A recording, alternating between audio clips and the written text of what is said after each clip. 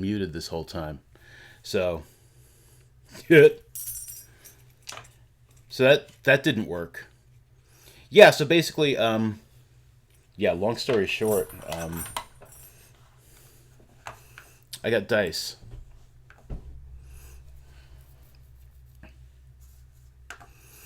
Like skip ahead. Like if you're watching this later in the world, skip ahead quite a bit.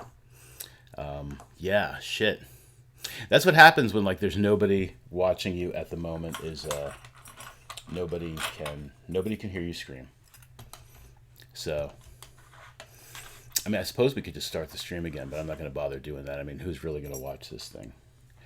I'll put a note in there to skip ahead to like 18 minutes in. Put some show notes. Skip ahead 18 minutes so that you can hear me talking instead of just. Yeah. So what I was saying is that I ordered the Beetle and Grimm's impulse buy. Yeah, if I edit this later, I'll just cut out this whole mess. Yeah, impulse bought Beetle and Grimm's Von Richten's Guide to Ravenloft. I got that cool Mondolorian canvas artwork thing from my son-in-law for Father's Day, so that was dope. And this dope-ass 5-minute timer for when my players are making me crazy. I can give them 5 minutes to settle down before I kill them. So that's something. And these awesome dice from Weapon Dice, or that's what they're called. They're either from Weapon Dice or they're called Weapon Dice, and they sound like little bells because they are hollow and made of metal, and they are lovely dice from my niece and nephew. The hourglass was from my brother, and these are the people I play D&D with on Sundays. And then I said something about the dice that are made officially for Wizards of the Coast by, I believe it's Gale Force 9 making these dice. I could be 100% wrong. Maybe it's not. Maybe it's not them. Maybe it's somebody else who's terrible at making dice. But the D10s don't have the 10s. It's just a... that's a D6. There's another D10. It's just the 1 through 0 on both dice, making it a little more difficult. I like the percentile dice with the 10s, because the 10s are, you need the 10s. And as I mentioned before when I had no audio and you couldn't hear me, I remember back in the day when we used to color our dice in with crayons, we used to, you'd have a different color representing, this is my 10s die, this is my 1s die, and then you would roll your percentile dice. But yeah, so that's the story. And like I said, when I edit this later, the explanation of all of these things in the beginning will be a little shorter because I was muted. See now, if what's up, Bacon? If he was here 20 minutes ago, he could have told me that I was muted. I'll edit it out and I'll put a note in before I do that saying skip ahead if you want to hear me. So let's get to the great unboxing of the Beetle and Grimm's Von Richten's Guide to Ravenloft. So again, don't remember buying it. I didn't remember buying it until it showed up at my door yesterday, and I was like, oh shit, that's right, I bought that. What's this box? Beetle and Grimm. Oh shit, that's right, I bought Beetle and Grimm's Von Richten's Guide to Ravenloft. It was an impulse buy, and here is my box. So pleasant surprise. I was thinking about doing this last night, unboxing it. I had talked to Bacon about it, but then I fell asleep, man. I've been working crazy hours. I'll get into that later when I talk about other things I'm doing. So let's look at the box, man. This is like a heavy ass box. So automatically, I feel like I've gotten my money's worth. In case anyone wanted to stalk me, I've already marked out my address while I show the box off. It says folk. There's a sticker that says folk here. I'm folk. That's good. And it says caution, packed by goblins. So, it's cute. They have a sense of humor at Beetle and Grimm's, as, I mean, I would have expected them to. Oh, here we go. I got my cutter. We're going to cut this tape. And we're going to crack this bad boy open and see what the hell is inside, because I have not... So, for those of you who don't know, Beetle and Grimm's, it's probably beetleandgrimms.com. It's Shaggy from the Scooby-Doo movies. Oh, shit, I can't remember his name because I called him Shaggy. I had it in my head a second ago. Matt something. Hopefully he won't be watching this and say, man, you didn't even remember my name. But, yeah. So they make these premium Dungeons & Dragons editions of the adventure books and things that have come out. This is the first one they've done, I think, of a setting. I could be wrong. Rather than an adventure. So that's pretty cool. The legendary, I mean, like, if it wasn't so expensive, I would have gotten the legendary Curse of Strahd, because that thing... Matthew Lillard, thank you, Bacon. Matthew Lillard. I knew it was Matt something, man, but I called him Shaggy, and then I ruined it. I just ruined it right there. Couldn't remember his name. All right. So the box is open. First thing we've got is a t-shirt, which I ordered, that was a separate thing. It's like I could add the t-shirt. I don't think the t-shirt came with it. I could be wrong. Like I said, I barely remember doing this. But this is the, I think there were a couple. No, maybe it did come with it. I don't know.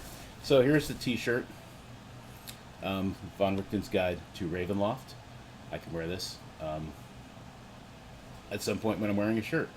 I'm wearing a shirt now.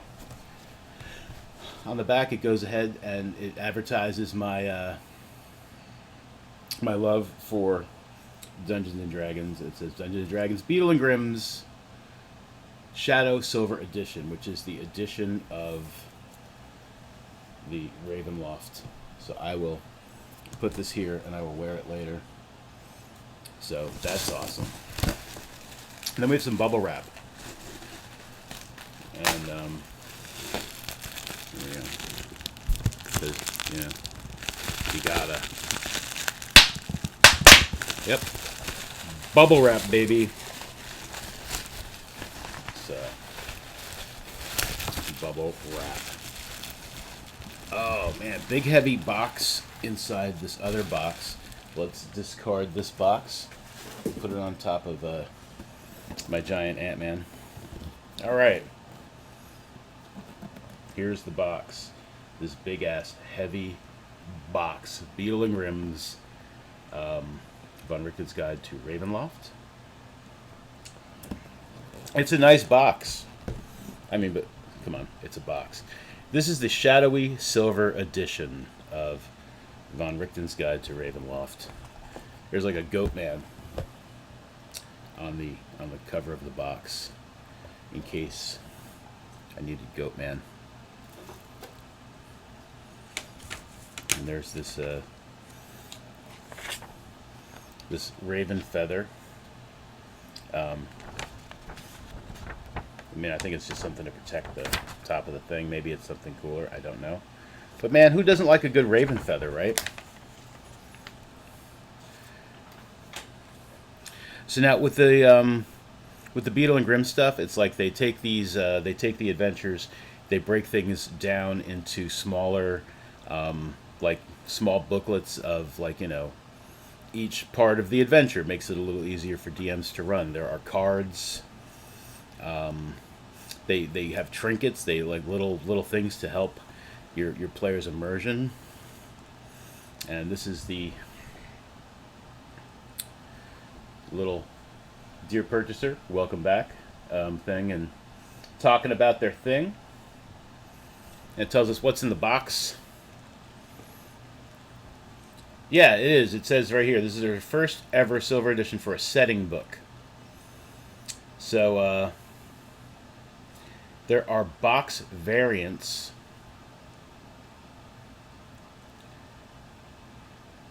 Oh, that's the boxes, right. There were different boxes I could choose from. This is the one I apparently chose. I don't know why. That's the one I chose. This is the box I chose. So there were different boxes for this. Artifacts. So we'll get into that. There are bonus encounters, battle maps, domain maps. Because if you've gotten the Von Richten's guide, it's got all of the domains of dread, or a bunch of them, a bunch of domains of dread. Not all of them, because they have to give you rules for guidelines for making your own domains of dread. There are encounter cards. Exploded book. Again, they break the source book up to make it easier to play with. And then there are some in-world handouts. And artwork pulled from the book. We've pulled artwork from Van Richten's Guide to Ravenloft. See, I kept spelling it Von in the thing. I keep saying Von. It's Van. I mean, I suppose you pronounce it Von, but I spelled it wrong. I'm an idiot. But yeah, artwork pulled from the book, bonus art, and some pre-generated characters. So there's some more bubble wrap. We love it. Everyone loves the bubble wrap. And let's see what we got here. Okay, on top. Let's try to take this out carefully. This is some of the cool stuff that makes it a Beetle and Grimm's, that makes it worth makes it something worth spending a lot of money on. The silver edition, I mean, it wasn't too much. I don't really remember how much it was. It was not $400, which is what the legendary Curse of Strahd runs. And again, I mean, you don't need this to play D&D whatsoever. It's it's definitely, this stuff is cool, but so there is this ring, this metal ring with a little skull on it. So that's cool. Let me see that. I put it here, this descriptive thing. Let's talk if it's. So this is the Ring of Osibus, found in the House of Lament Adventure. This piece was written to be an amulet, but we got permission to make it ring. Why? Because we thought a ring would be radical, and you're already getting an amulet in this box. So let's go on to the amulet, because there's an amulet in this box. Let's put this ring back in its little thing here. Although there's looks like a little jewelry bag kind of thing, maybe. Oh no, feels like there's something heavy in here. Something heavy in here. Oh, that's the shed. We'll get to that. An amulet of the Raven.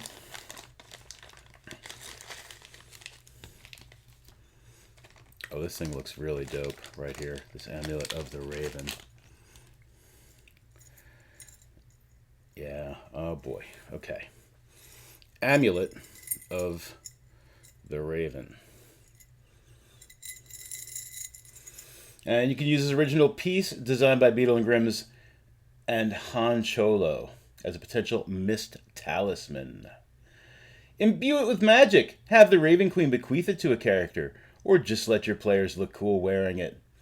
They don't really care how you use it, just use it. So yeah, so it's nice. It's pretty heavy.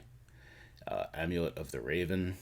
It's kind of like hollow on the inside around the Raven's head there, and it is pretty dope. And we'll put this back in. We'll let you see it again one time. And we'll turn it around so you can see the back, and we'll put it back in its little baggie here. Put it back in its little baggie. Very nice. And then the planchette. So, as it says, an original planchette for use of the House of Lament Spirit board that we printed at 24 by 30. So I guess we'll get to that. Big and handsome and ever so spooky. So, yeah, it's basically like the planchette for the spirit board. It's like basically for the Ouija board. This is the thing that would move on its own. The spirits move it. Or, your big sister or brother move it. And this is also a nice, pretty, heavy piece of metal with a little lens in the middle. for going over the, so you can, see the letter it's over.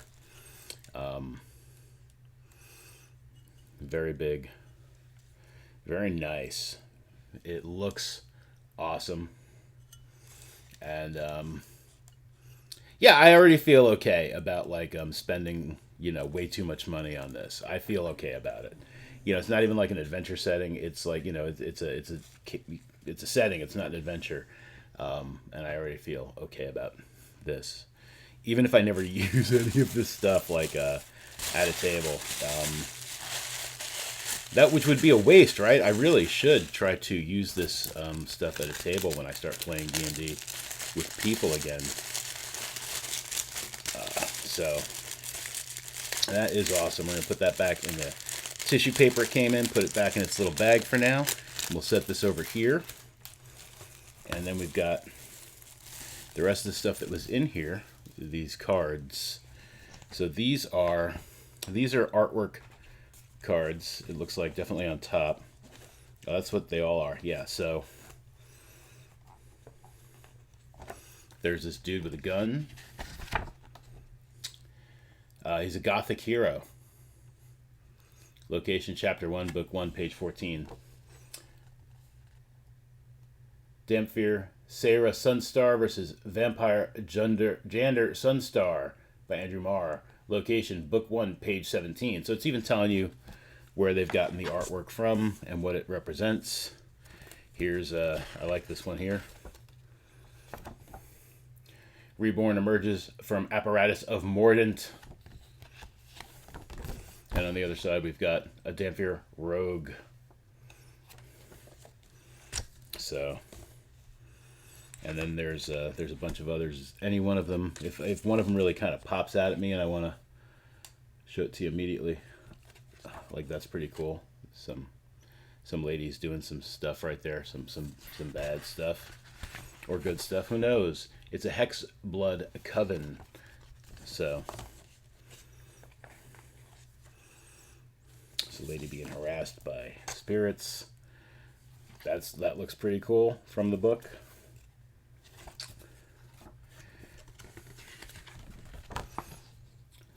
Knight of the Circle, book 1, chapter page 33. So yeah, there's some really good stuff. Yeah, probably not doing great stuff. You're right there, Bacon. That's that lady on that boat. I don't remember her name.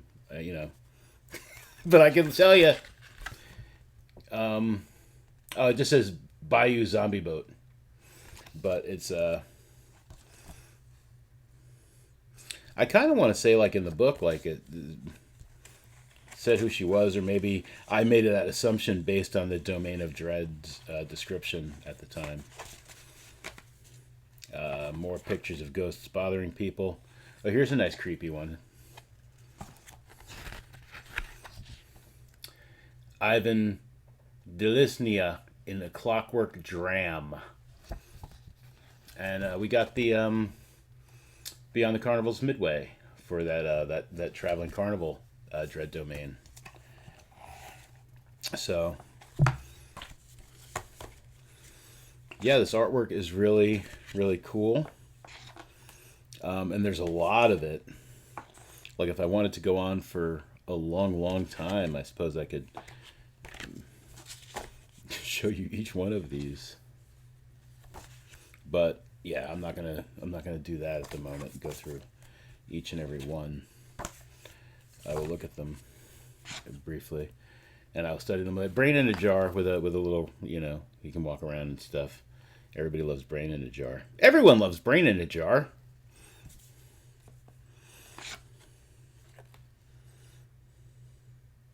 That's nice and spooky as well. Because, Ravenloft, it's the spooky. It's all about the spooky. Everybody loves being the spooky. That's the one of the domains they don't really get into in great detail, but it's like basically a ghost train. Love to run a ghost train. One shot or a campaign or the Bagman. So this is one of my favorite things about the Van Richten's Guide to Ravenloft is the Bagman, because the legend of the Bagman is that he is a adventurer, and when his party was getting slaughtered, he was just like, "Oh shit, I'm gonna hide in a bag of holding because I don't want to die." And so he got lost in the extra dimensional space of the bag of holding, and he's trying to find his way home, and he's slowly, like, the strange forces of the place have turned him into this monster called the Bagman, and he will crawl out of your bag of holding when you're not paying attention, and he will take your ass into the bag of holding. They say he often leaves like a little trinket of something, like, from somebody else's bag of holding, because he's just wandering these extra dimensional spaces, looking for a way home. He's the horror version of Sam Beckett. That's a showing my age. That's a Quantum Leap joke. Sam Beckett. Remember his name, but not Matthew Lillard's. He was quantum leaping, always trying to find his way home. And yeah, so artwork is fantastic. Some dope ass artwork in here. Put this here. But the Bagman, yeah, I like the Bagman. These are encounter cards. Let's unwrap the encounter cards. Get them out of the plastic.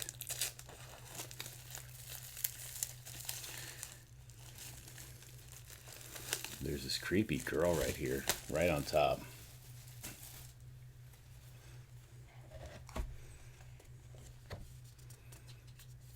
Bright Eyes.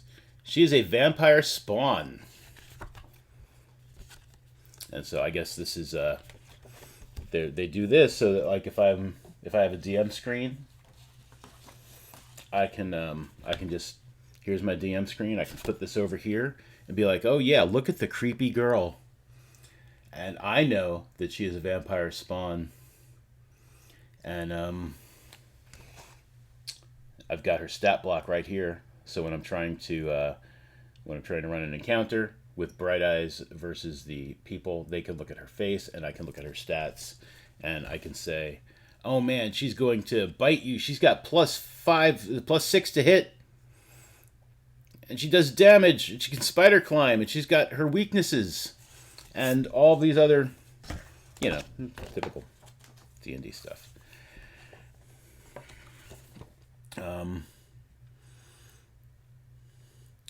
Lucindy appears in the Lucas's Bite bonus encounter. So this is someone from a bonus encounter. Lucindy.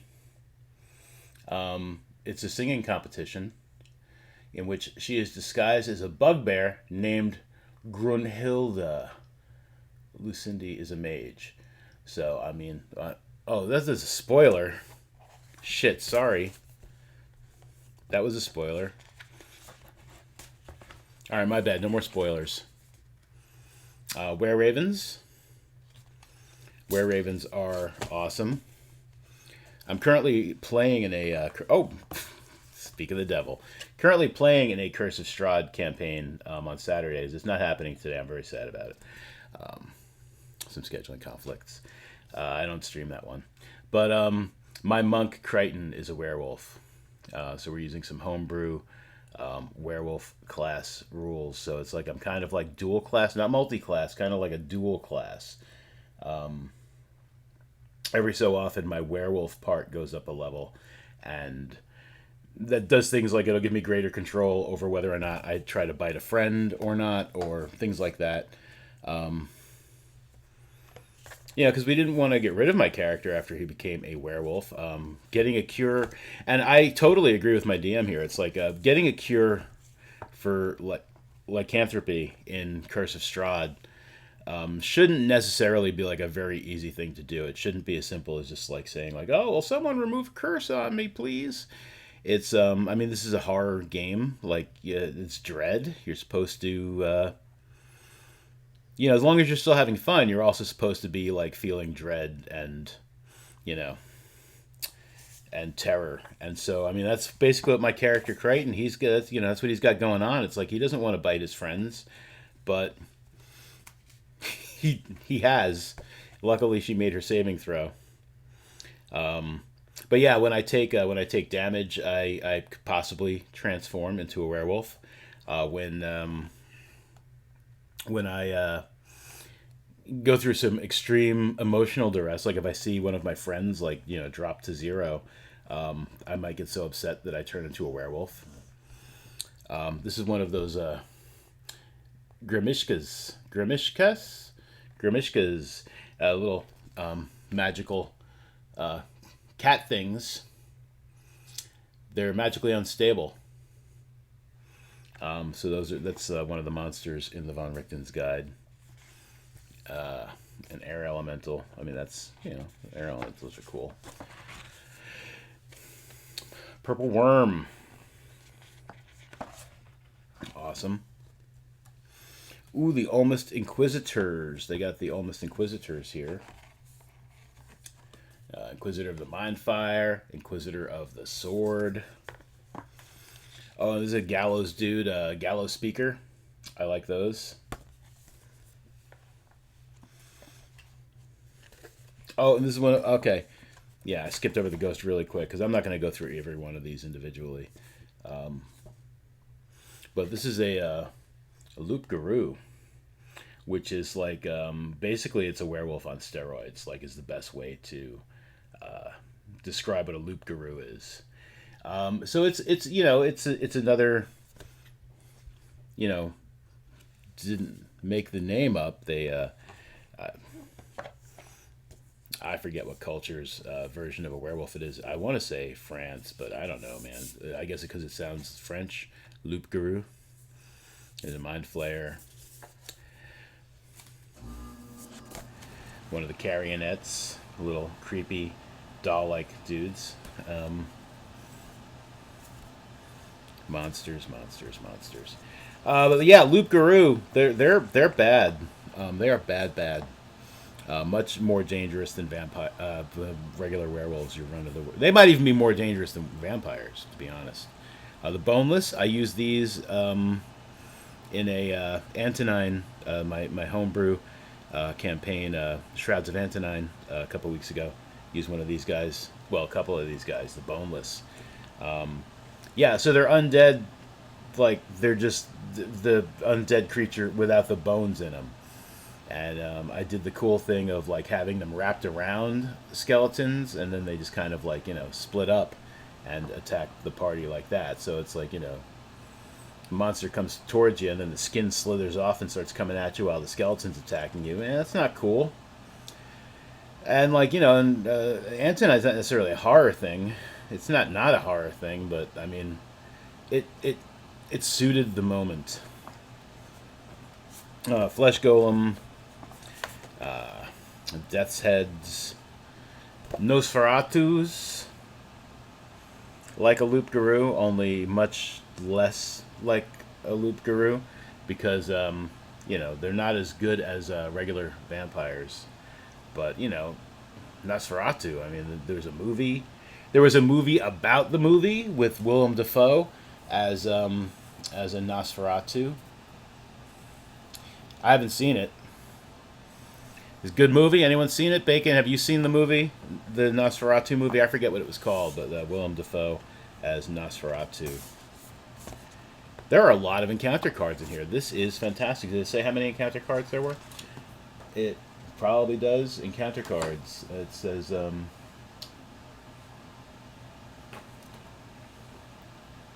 encounter cards. 40 encounter cards. So that's... Here's another one. Necrocore. Mummies. Starspawn Emissary. Poltergeists. All sorts of... We're going to skip the rest of them. Scarecrow. How about a little fire, Scarecrow? And here's the list of included encounter cards. Alright, so that's what we got so far. We've got these awesome encounter cards. We've got this awesome artwork. And here is some paper with a little piece of twine wrapped around it. So let's see what we got here. This is going to be... Oh, it's some sort of a deed of property.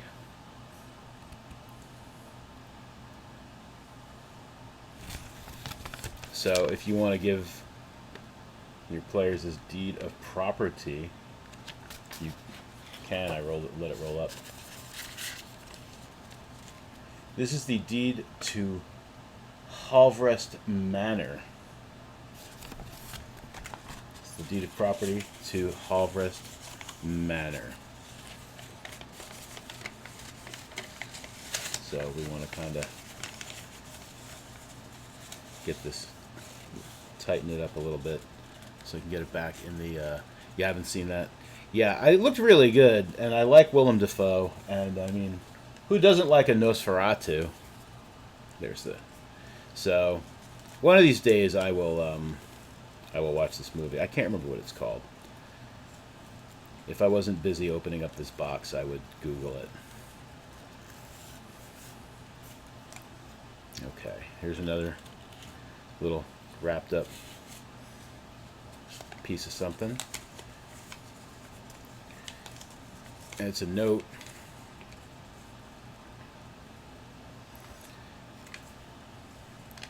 Shadow fingers. Shadowed fingers. Eyes like glass. Beware the below. And it's signed by Count Olaf. No. It looked like Olaf for a second, but it's a Dolan. Dolan's Gallery note. So, that's cool. So, let's get the little string back on this thing. This makes me want to play at a table again, so that I can whip these things out. Of course, it has to be with responsible adults who aren't going to fuck my shit up. Okay, we got our first little book here. Beadle and Grimm's presents Dread Tales from the Warehouse.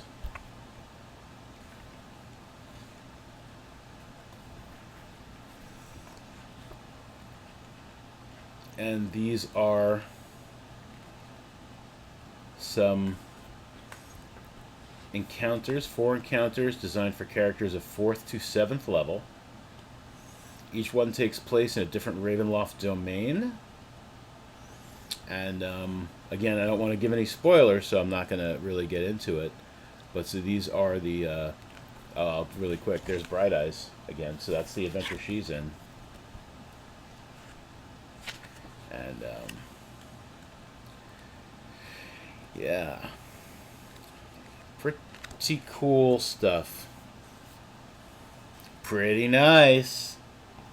The bonus points if you know what that's from. Okay. We got something else wrapped up in plastic here. Like Laura Palmer. See, now that's something else I would like to do, is maybe a Twin Peaks based kind of like Domain of Dread, because I do like the Twin Peaks, and that definitely could qualify as a Domain of Dread. Let's not lose things here. Okay, a little more plastic put to the side. I did see that Kingdoms in Warfare is out. Yes, I have yet to order it or pre-order it. I mean, I can get, you get the PDF like immediately, but of course I'd want to get the hardcover as well. I think we discussed that briefly about how I like getting the hardcover stuff. Mostly when I was talking about the Tales from the Loop. I got to get the hardcover Tales from the Loop core book, because I got it for Foundry, and I mean it's all there, everything's there, and that's great if I'm running a game, on Foundry. It's good to have all of that there, but I would really like to have the book, put it on my shelf back there with all my other books. You can't see my Strongholds book is up on one of the higher shelves with the bigger things and the books that aren't necessarily Wizards of the Coast. So we have some wine labels. So if I wanted to, I could actually apply these to a bottle of wine or something to have at my table when I'm playing the D&Ds. We have yeah, it says 2 wine labels, but I see 3. So I got an extra wine label. Oh, there's 2 different types of wine labels. Okay, gotcha. So this is the Purple Grape Mash number 3. It's a very popular vintage in the midst of Ravenloft, and this is I can't even read this, but because it's got that cool gothic script. But it's some more wine labels. So 2 more wine labels here. And if you wanted to, you could affix them onto a bottle. So it's like if you have if you have an awesome game room that you're never going to, you're going to have it forever. You could put them on bottles if you wanted to. I mean, I won't be doing that because I'll have to move stuff around from time to time, and I'd rather just have them here. Here's a certificate of death for Lauren Halvrest. It's the guy who we have the deed. So if I wanted to be like, yep, here's the certificate of death, I could show that to my players and let them pass it around and look at it. Also, his last will and testament. So,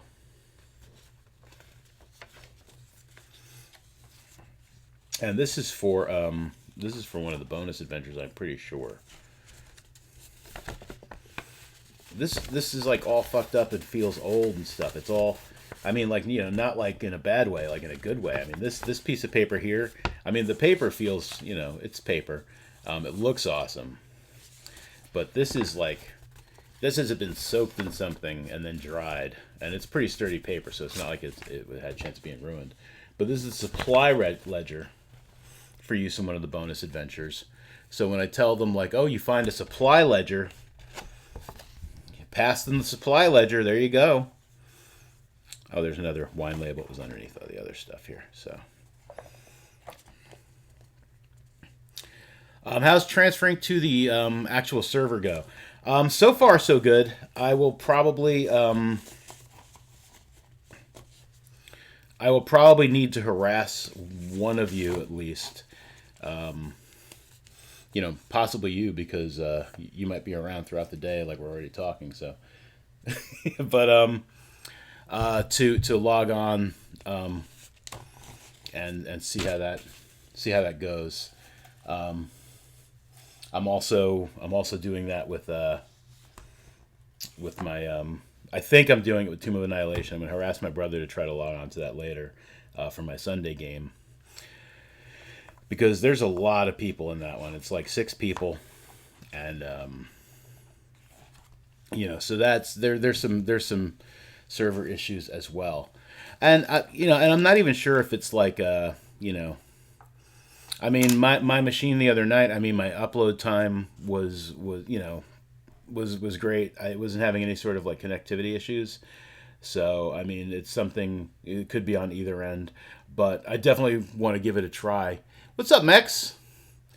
I definitely want to give it a try, putting it on the Forge server, and see if that helps. Hopefully it will. I mean, even if it's I mean, I've got my Foundry server running on my older Mac, mostly because it has much more RAM. I upgraded the RAM on it, and I figured that would help when I'm running games.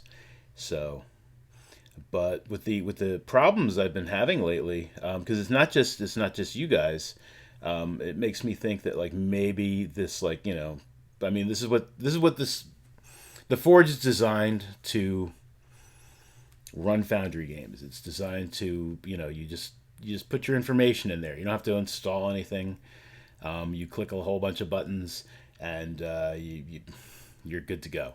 So I'm hoping that it makes it better for everybody. I'm hoping that whatever servers they are using are nice and robust, and that we will stop any sort of like lagging issues we have. My next step would be trying to figure out like if there's some of the modules that are slowing us down. I mean, I'm not using too many different modules than I had earlier when I wasn't having any sort of problems. So here's a big map. Here's a big battle map. It's even a little bigger than I'm kind of. But so big battle map. So that's nice.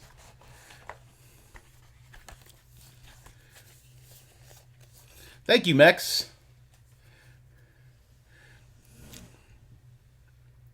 Thanks for the sub. Here's the second floor of the big battle map. That was the first floor. Here's the second floor. Won't open it up all the way because I want to get to the third floor of the big battle map. What are they, like 2 feet by something? Does it say in here? No. They're pretty big. And this is for this is for that bonus adventure. Halvrest Manor, yeah, it's like it's a haunted house thing, and it's like it's what all those other things were for. Here's it's got a basement map. They're all double sided. Let's open up this one because we can show you it has a basement level. Oh, let's not. There we go. There's a basement level, and on the other side we've got the Widow's Walk and tower. So this is really nice. I definitely, for an impulse buy when I really shouldn't be spending, a couple $100 on stuff when I've got other things I should be doing with my money. I definitely don't feel like I threw it away or anything. This is definitely really good stuff. I mean, but I mean, the Beetle and Grimm's is doing very well. People seem to be really pleased, so it didn't feel like a risk when I was doing it. Especially for like an impulse buy. It's like if it was an impulse buy of something that I didn't think was going to be, that I was concerned about, I probably wouldn't have. I wouldn't have wasted my time. I would have been like, oh, let's impulse buys. The Blackmore Family Mill, big battle map. Let's.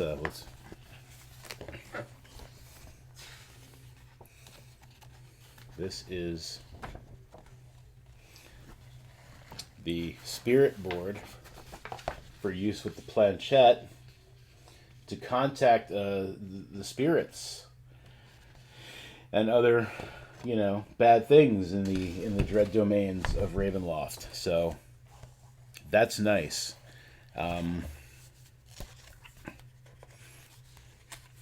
If I decide I'm never going to play on a tabletop again, this is definitely something that I would possibly put in a frame and hang on my wall. It's a very nice. Okay. What do we have here? We have some more cards. What are these?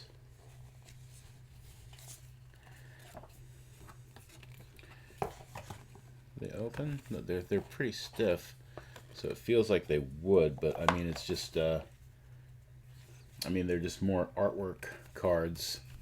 Oh, they do open. Okay, yeah. So it's just more artwork. It opens just in a different way. I suppose I could put them on the edges of my DM screen, like hang some of those things over. I could slide this to the side and be like, "Yep, look, that's the herbalist." When I'm setting the scene, which is something I've been trying to do in my games a little more often, since I've been playing so much online. I've been trying to have more scenes as opposed to just like all battle maps. Because it used to be, I used to play all like Theater of the Mind. And then, like, if we needed it, like, we had bottle caps and stuff, and it's like, if it helped in combat, we would use, like, I'd just draw things on a piece of paper. This is the House of Lament. So, that's a thing. House of Lament.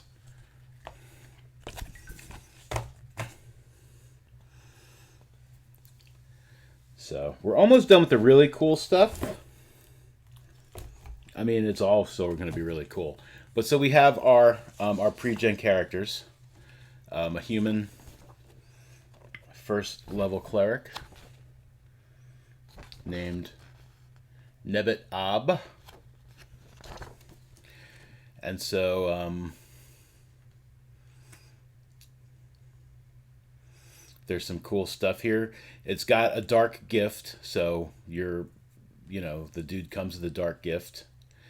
It's got some information on how to role play Nebet Ab, like the background stuff. He's a noble, and he's cursed. Wherever you go, death follows like a pestilence. So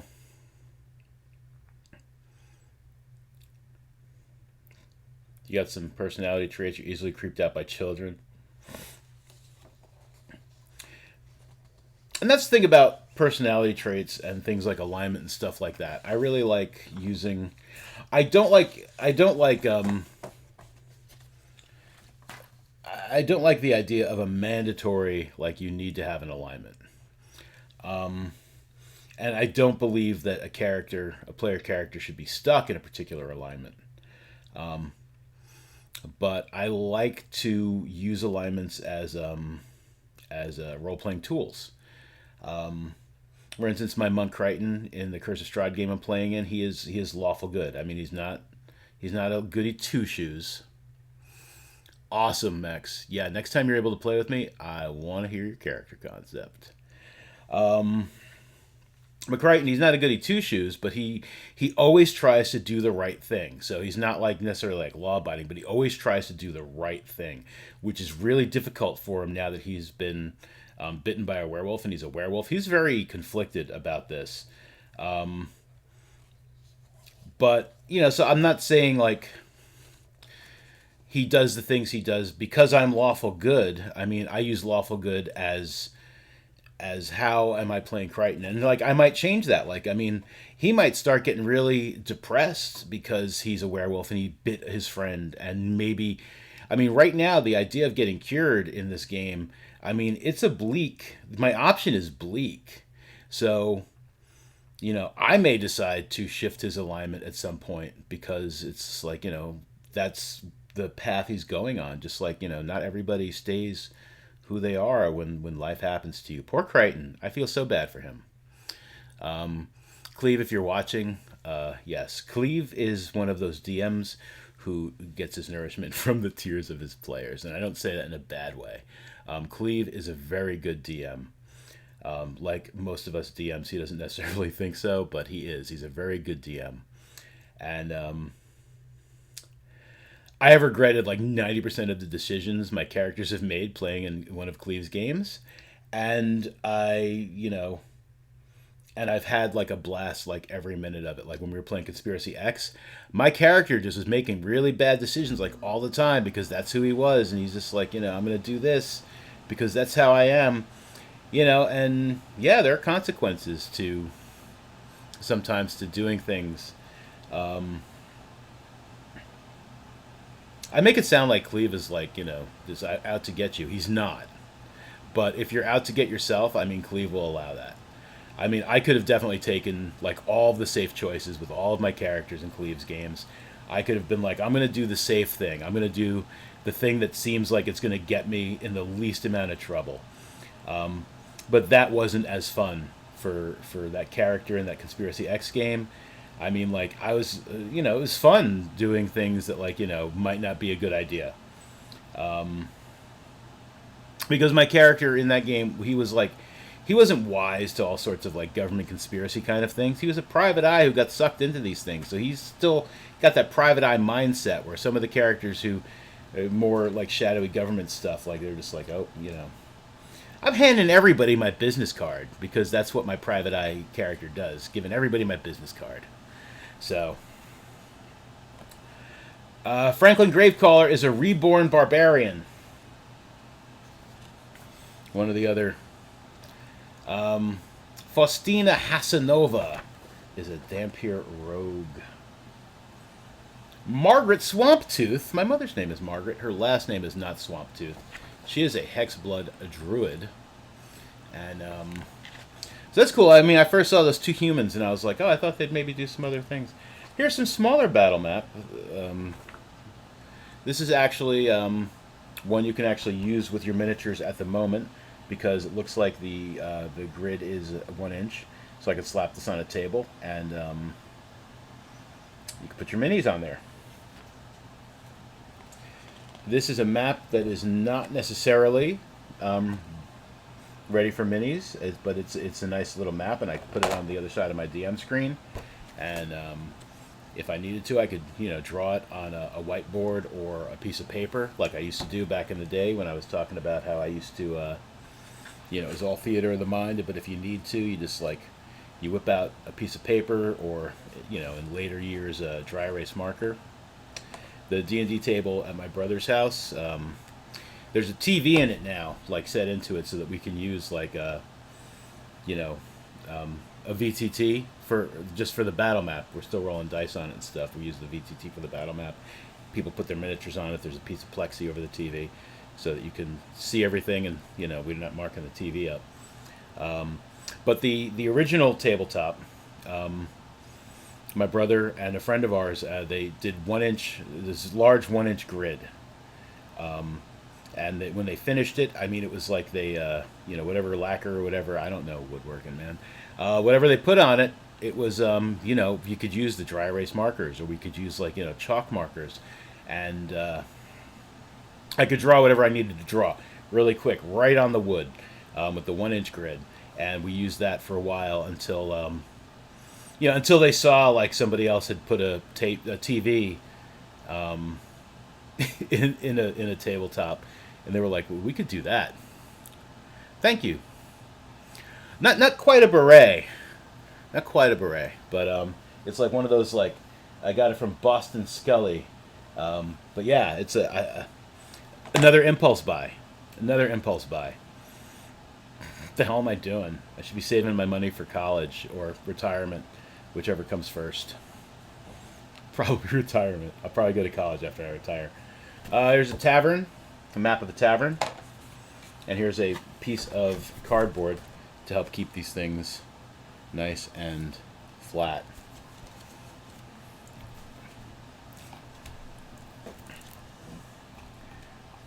Yeah, there's still more even after the books. Wow. Okay, so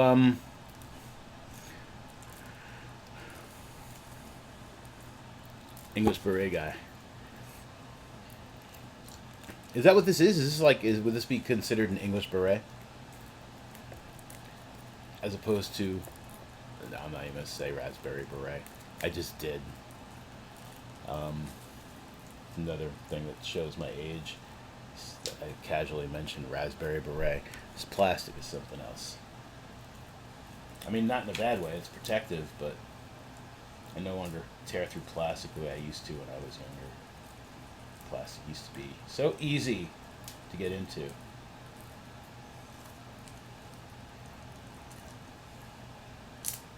we go. My safety cutter, I use this at work all the time.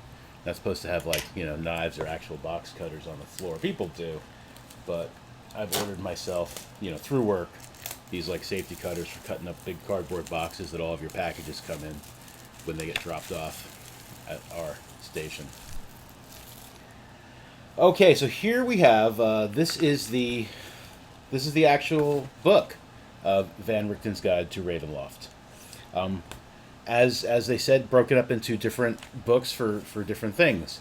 So book 1 is chapter 1, character creation, and chapter 2, creating domains of dread. It's a soft cover book. It's got, it's just the stuff from the actual hardcover. Here we have chapter 3, domains of Ravenloft. So here are all the some of the domains, because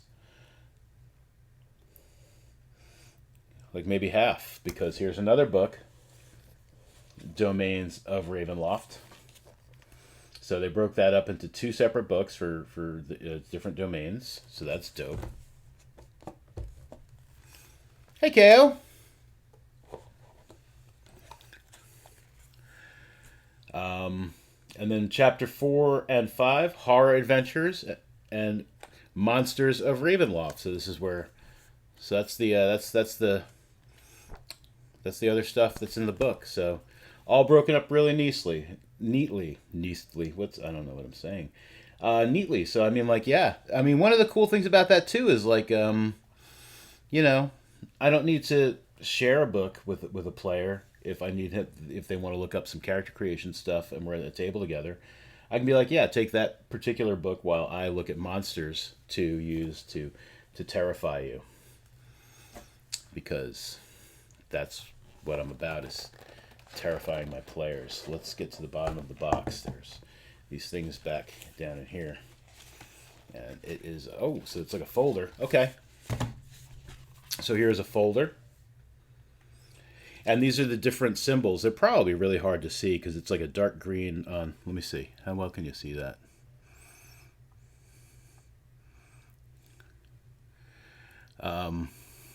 Can't see them too good. The glare.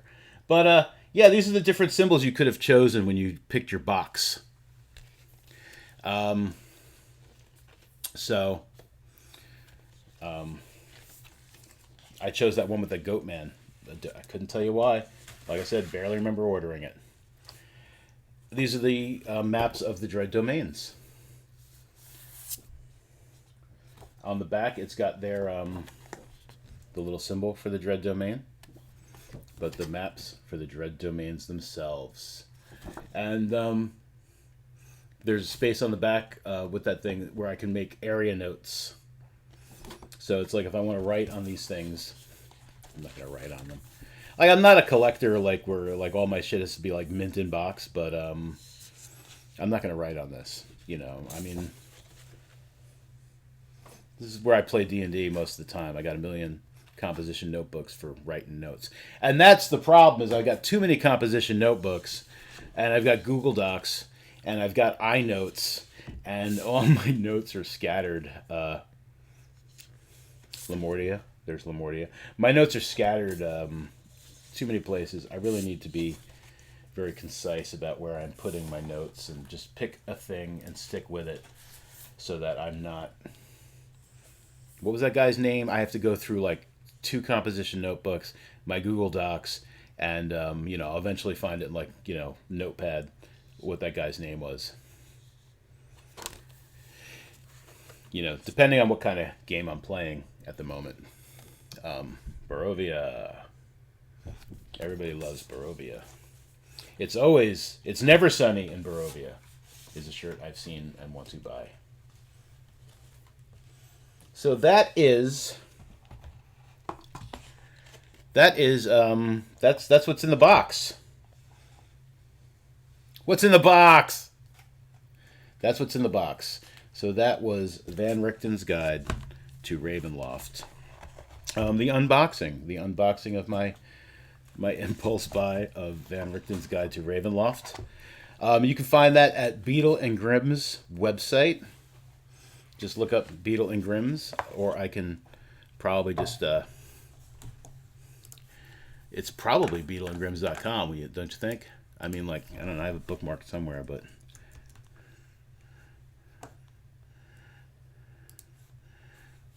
Yeah, beetleandgrims.com. Let's just... We'll go ahead and we'll drop that into chat.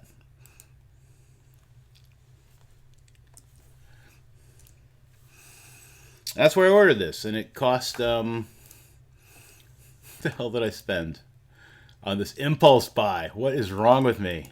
I tell you. Like I said, I know that the legendary edition of Strahd was like $4.99.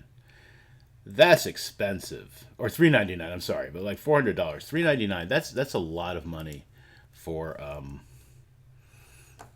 a D&D thing. But I guarantee you, it's probably worth it. If I wind up like with some extra money that I could burn a hole in my pocket with, I mean, I might do it. This was 185. What the hell's wrong with me? This is $185. My puppy's sleeping. She's dreaming about Ravenloft. She's having a little. She's chasing rabbits through the dread domains.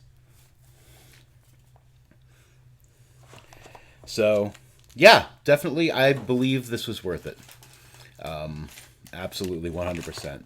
So, if you have money to use on some sort of crazy impulse buy because you've been working a lot of overtime, man, by all means, I encourage you to do it. You know, it's not my money, right? It's yours. I mean, this was my money, but yeah, let's put this back in the box. We'll get this box closed up. Put the oh, these things. All right, I'll put those back in later. Let's move the t-shirt again. Put this here. Oh man, okay.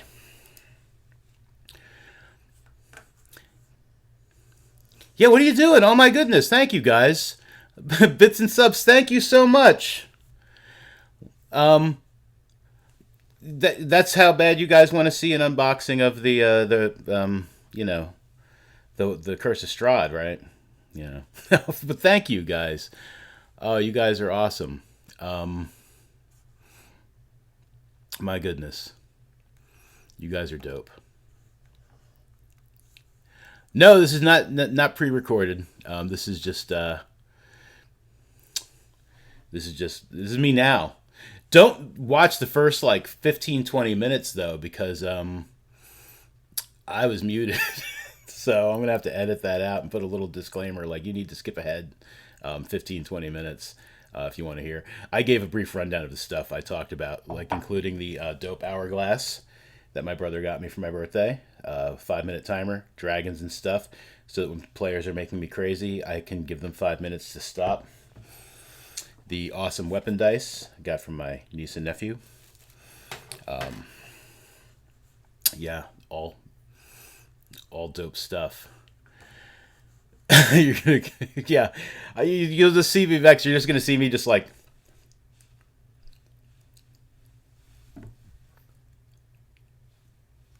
It's shit. Yeah, I should have just waited till I knew someone was in there so they could say I can't hear you, but that's okay. Yes, absolutely for lip readers. And so some bad lip sync. Yeah, I would love that. Bad lip sync me, man. I want the bad lip syncs. So, some other stuff I want to talk about. Yeah, so as I mentioned, I'm moving my Foundry games to the Forge. The Forge VTT.com, I think, is they are a hosting service for Foundry. My first few months using Foundry I had very little problems. Sure, problems pop up and like there's some lag and stuff, but the past few games I've played on it, things have been getting like pretty bad. And I mean, my computer, it's the same thing I've been using. My connection seems great, so I think it's a combination of just like maybe network congestion, because I mean, like, I'm using my computer as a server. I'm not Bill Gates. I'm not Jeff Bezos. I'm not insert computer man name here. Not that Jeff Bezos is computer man, but like, he's got the AWS server thing. I mean, like, there you go. So yeah, I'm checking out this the Forge VTT. Yeah, we're kind of moving. Yeah, we're gonna move over to the Forge, I think, because I haven't actually run a game on it yet.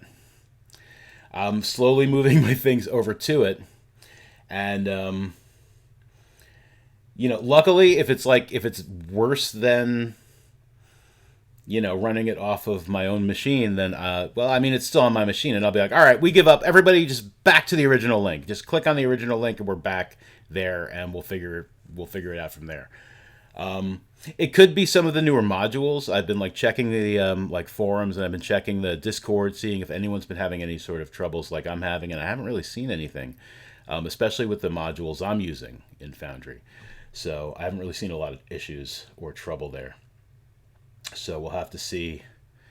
We'll have to see. Hopefully, moving to this hosted service will improve the game. Doing things like making my maps smaller file size wise probably will help as well. Like the original keep I did quickly for orphans and owlbears when I was like I need this keep map like quick with the bathroom in it. The file size was huge because I was doing it on my other machine and I hadn't changed like the DPI, and I was like, oh well, yeah, I need to make that smaller. So with less DPI, it should be a smaller file. So that should help. Yeah, you'll be wherever. Yeah, I'm excited to see what I have planned for you too. It's like, I mean, one of the things, especially with games like this, like the homebrew games, is I do a lot of minimal prep with my homebrew games. So I do a lot of prep for different things that could potentially happen because I don't want to railroad you. It's like, I don't want to be like, well, no, you have to go here because this is what I spent 10 hours doing. So I like to, I've got my ideas, and I mean, sometimes I got to kind of nudge things in a direction. Like if things are going like nowhere, I'll definitely nudge. But yeah, so it's just like, all right, if they go here, we do this. If we go there, we do that. And then you guys go someplace like I didn't expect, like to the bathroom. Pryler. So yeah, so I've got that pretty much set up, and I don't know what's gonna happen. I'm ready for whatever happens, but I don't even know what's gonna happen. It's just gonna be crazy. And even with like the Lost Mine of Fandelver, which I'm playing. Let me go to that. I did a thing so that I could talk about these things. I did a thing. All right. So let's start with the Lost Mine of Fandelver, and then we'll move on. All right. So the Lost Mine of Fandelver, yeah. So it's like you can watch that Tuesdays at 10 p.m. Eastern Time, 7 p.m. Pacific at twitch.tv, as told by Dice. So, Lost Mine of Fandelver. It's like that's a written adventure. It's the oldest one. I've put some twists on it that haven't happened yet to make things a little more interesting and less like, oh, it's Lost Mine of Fandelver again. But I mean, like, I haven't expected anything these guys have done so far. It's not something I'm just like, oh, whoa, all right. You're hiring people. Okay, yeah, hire people. Dope. Thank you, Pryler. And yes, Max, definitely have your character go to the bathroom. But yeah, so you're hiring people. I need to make up people on the fly, so I make up some people on the fly. Didn't expect, the hiring quite like the way it was. Yes, time to switch things up and become the chaos. Is that switching things up? I mean, you guys are already the chaos, but yes, no, I do know what you mean. Yeah, I'm really like. Hopefully, we're all good for Wednesday. I mean, if not, that's cool. We do it another time. But yeah, so anyway, Lost Mine of Fandelver. Check that out Tuesday because I think we're gonna get to the twist. And let me move on to the orphans. Orphans. What am I doing? I want orphans, not Frostmaiden. There we go. Orphans and Owlbears, Wednesdays at 9 p.m. Eastern, 6 p.m. Pacific. When we can, because life happens. So it's like we took, what was it? Was it 80 days? Was what the chat said between the last couple of sessions. It was like 80 days. Life is rough. We were playing Sundays, which got really bad for me for a while. So we've kind of moved to Wednesdays because Wednesdays seem to be better for me, and I think it's going to work out for everybody else too. So yeah, if you tune in this Wednesday and we're there, we'll see what happens next because it's gonna be a thing. It's gonna be chaos. Yeah, it's gonna be chaos. It was too many. That's the other like really sad thing. Like when you're playing games with people and you don't get together like as often as you'd like to. When you pull up a Foundry, it's like you see the last chat. It tells you how many days and hours ago the last message was in the chat. It was just like, all right, here we are. We're gonna play. Wow, 80 days and 17 hours. Oh man, that was so long ago. So it's sad. That's cool. I'm glad you're playing. Are you guys playing online? Are you streaming it at all, Max?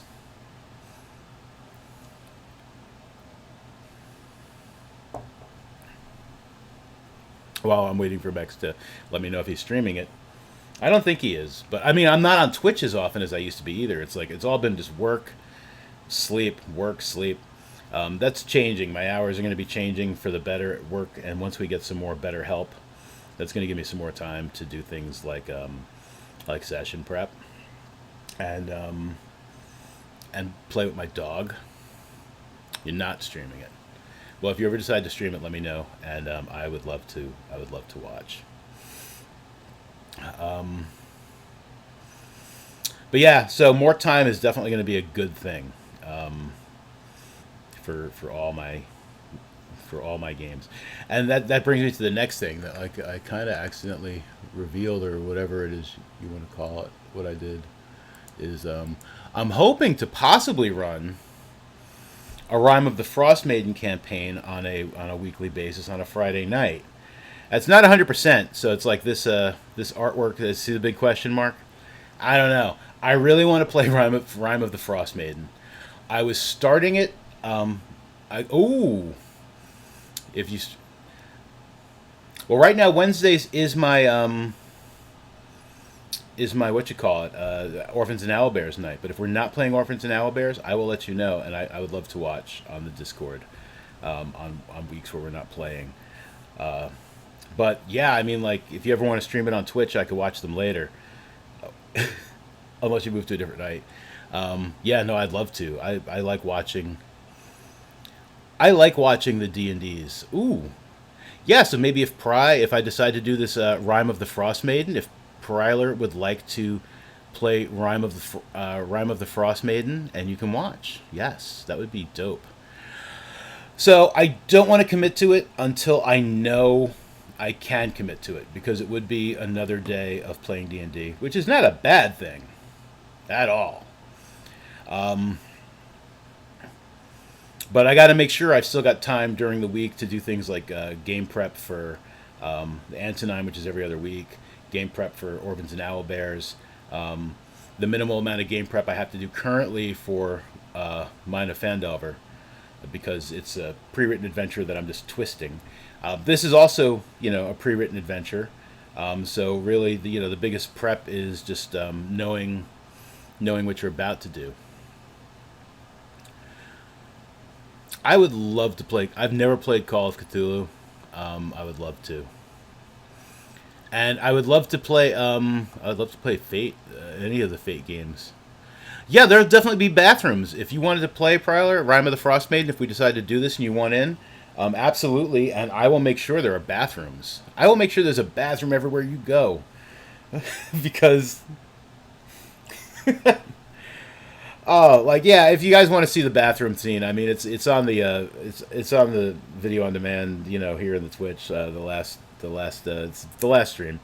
Um, yeah. Oh man, there's definitely a bathroom. There's definitely a bathroom. Um, but yeah, so I would love to. I was running Rime of the Frost Maiden with my brothers on Saturday mornings, and again, I mean, it's just like it's life happens. It's like I'm not a quote unquote serious, you know, role playing game streamer. I'm not like where my games like it's like I got to be on schedule. That would be nice, maybe, but I got work. I got family. So do my players. We've got work, we've got family, we've all got real life things going on.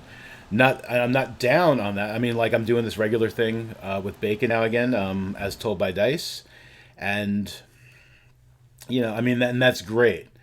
But my own channel, it's a little more loose, and so Rime of the Frost Maiden, I would expect to be a little more structured. Like, let's try to do it every week. But again, same time, same thing, man. It's like shit happens, and sometimes you can't play, and sometimes sometimes people just have to drop out because of life too. That's what happened with the Legends of the Borderlands with Mex and them. I mean, that was fun. That was going pretty good too. A lot of lycanthropes in that one. Not the players yet. I didn't mean to say yet, but yeah, that was going pretty good. That was a good campaign, and one of these days I'd love to get back into that. There was the campaign I was doing, Asylum, that I had been doing on Tuesday nights with I was doing that with Bacon and Lexi, and Phil, who I was hoping to show like you can be a DM and not cripple people all the time. I don't know if Phil ever. I don't think Phil watches the stream. Phil, stop crippling your players. That game was terrible. I mean, I was having a good time, but at the same time, it was not having a good time. It was terrible. He crippled me. He crippled me. I was a monk with a broken leg and broken ribs that would take like forever to heal. So it's like when this druid asked us for help, we were like, all of us who were seriously wounded, we were just like, no, like, can't help you. Like, we are broken. So he begrudgingly healed us. And everybody in the world hated us. Everybody. It's like you'd go save a whole bunch of dwarves and they'd be like, fucking humans, I hate you all. You're not a dwarf. I just saved you. Yeah, but did you? All right. It's not a quote, but it could have been because that game was harsh. Yeah, I mean, you can, as a DM, like, you can do, like, some gritty realism type things. But, I mean, if it's not fun, then, I mean, it's not fun. Like, it's got to be fun. Otherwise, like, what am I doing? Why am I sitting here for 3-4 hours, like, not having fun? Just so I can say I play D&D? I'd rather I'd rather play with my dog than play D&D and not have fun, because my dog is always fun. Even when she's not. I have to give her a bath later. That's not going to be fun. She hates taking a bath. The few times I wish I had a smaller dog because they're easier to pick up and put into the bathtub. But she is 70 pounds of I don't want to go into the bathtub. She doesn't fight me, but she's definitely not helping me. It's dead weight. Like, as soon as I pick her up because she won't come near me because the bathtub's running, like, as soon as I get her and I pick her up, it's just dead weight into the tub. So, yeah, I mean, if I mean, we have a sort of a structured schedule now, KO, and playing more than one game also. But it's like I definitely don't want the stress of, like, I don't want anyone to feel stressed if they can't make it. Like, in any of my games, I don't want anyone to feel like, I've had a bad day, or I'm stuck at work, or like work sucks. I don't want anyone to ever feel like that they're screwing something up by not playing. Because we all understand that, like, shit happens. But yeah, I mean, definitely play more than one game, absolutely. And if we can actually play like every week, like, that's dope as well. Because I love playing with you guys, and 80 days is too long.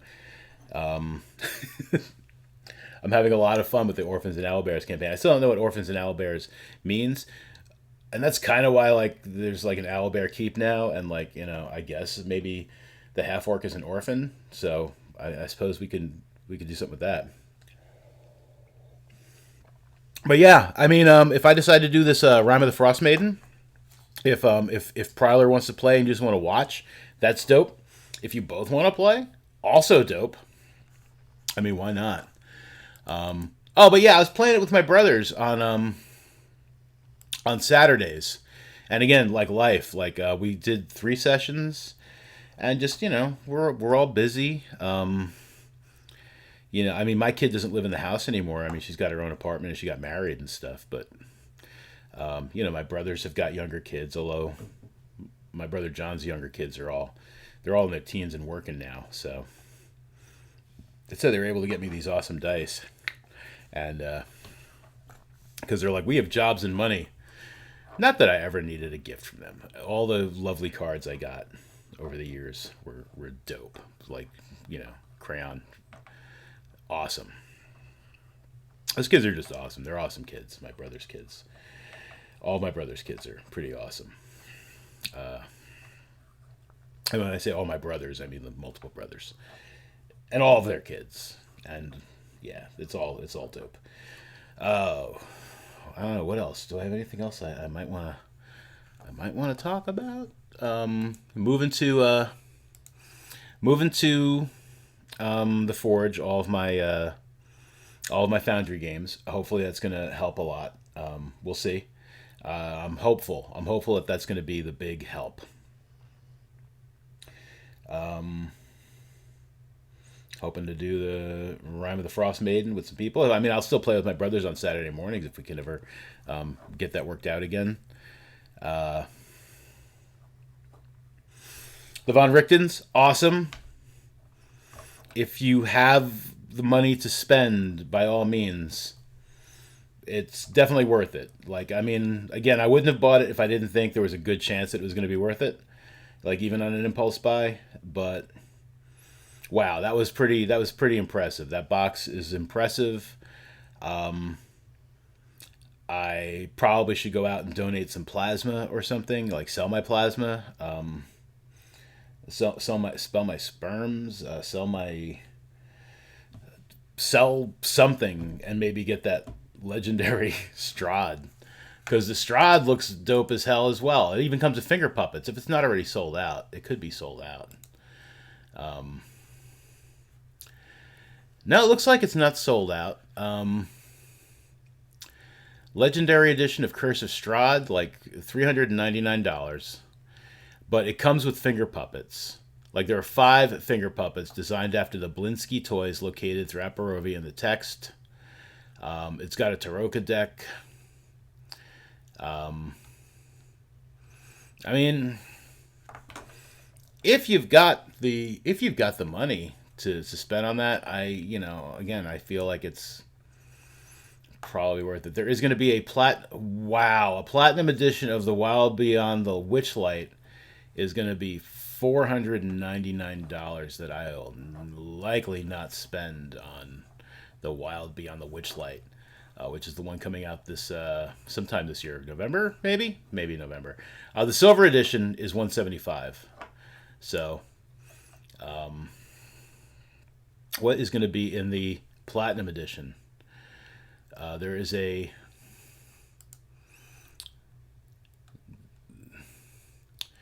easy to use booklets, yes. 17 pre-painted WizKids minis, including 2 huge and 3 large minis and all 3 hags. A beautifully printed canvas map of the Feywild land of Prismeer. 10 pulled out color maps, so that's awesome. No, I can. Thank you. I don't need the finger puppets, but yeah, I mean, if somebody happens to find $400, yeah, I mean, hook me up. I'll get the finger puppets. Exclusive DM screen with original art of the Witchlight Carnival in Prismeer. 60 encounter cards like the ones we were looking at before. There's going to be handouts like a life-size unicorn horn, letters, clues, posters, jewelry, unique artifacts, and a player aids plushie of Sir Talavar the Noble Fairy Dragon Knight. It's going to be a big plushie of this. He is a yeah, it's like a big plushie. He's a fairy dragon with a mustache and a sword. So that's cool, right? I'll say it's cool. But yeah, so they've got cool stuff. The Beetle and Grimm's Pandemonium Warehouse. Currently for sale, they also have the silver edition of Icewind Dale Rime of the Frost Maiden. Maybe I'll get that. Baldur's Gate Descent into Avernus is also... that's another silver edition they've got. silver and platinum, Wild Beyond the Witchlight. There's a gold edition of Eberron Rising from the Last War. So I guess Von Richten's isn't the first setting book, but it's like the first. I don't know. They said it was the first something. Maybe the first silver edition of a setting book, but Eberron is a setting book. So that's their first gold edition. And, it's got stuff too. It's got maps. It's got large canvas maps. It's got real dragon shards. It says, well, not really, but they'll fool you. Feather token. And, yeah, there's like bonus. There's all sorts of bonus stuff. So, yeah, definitely it's a buy. And maybe I'll buy it. Devil Made Us Do It RPG. You went into Baldur's Gate? Yeah. I can't wait to check that role-playing game out. I like the idea of a heist role-playing game where like the lies you say come true. That sounds fun. But of course, I mean, yeah, it's not going to be that easy. Like he says, there's a cost and all that other stuff. Otherwise, it's just like, where's the conflict, man? Yeah, I think that's about it. I think I'm gonna wrap this up. And thank you so much for coming in. Thanks for watching. Thanks for the subs and for the bits. You guys are dope. I really appreciate it. If anyone watched the first 20 minutes, like, thanks for reading my lips because Dummy forgot to unmute himself. I'll have to edit that out later. Thanks for dealing with the fact that I misspelled Von Richten in the title. I don't know if anyone actually had to deal with that. It wasn't. Did it hurt anybody? I mean, other than Von Richten and possibly Matthew Lillard. No, it didn't. It didn't hurt him at all because he was Shaggy, and he's also one of the the people behind Beetle and Grimm's. So. Hopefully, I will see you all on Wednesday for Orphans and Owlbears here on this channel, The Mandalorian. On Tuesday, check us out on As Told by Dice. We're doing The Lost Mine of Phandelver. And I really think, there's a chance we might not get to the big twist, but there's a good chance we're going to get to the big twist. So definitely check us out then for the big twist. And also because I really want to see where that's going. This is yeah. You can't watch me play Tomb of Annihilation tomorrow because I don't stream that because I want people to think I'm a good DM and that my players aren't a bunch of like insane people. That game it literally does make me nuts. It's still fun, but they make me nuts. Like, there's nothing like playing D&D with your family and a couple of friends to make you absolutely insane. Yeah, it's totally different animal than the other games I play with like friends and other members of my family. It's like this one is just like this is Tomb of Annihilation, the train wreck, and it's fun, but it is a train wreck. You'll fight me. Thank you, KO. But don't fight me, please. I'm not a fighter. I'm a dancer. Sorta. I like to dance. I'm not a good dancer at all, but I do like to dance. I like to dance at weddings. I like to dance at parties. Sometimes I dance at work when I've got my music on and man, dance like no one's watching. I mean, because they are, and they're making fun of you. But dance like no one's watching anyway. That's what I get. But all right, everybody, thank you so much. Yeah, I'm gonna go. This is like what I do at my brother's house. Like anytime I'm over there, I'm just like, all right, I'm gonna go, and then I stand there for like an hour, like still talking, like waiting to get to the bathroom, and I'm just like, maybe I should just go to the bathroom here, but that's just gonna keep me here longer, and This is what I do at work when I get out early. I stand there for half an hour talking to my coworkers who I've been talking to all day, and I can't wait to get out of work. This is what I do. This is my thing. I'm afraid of letting go.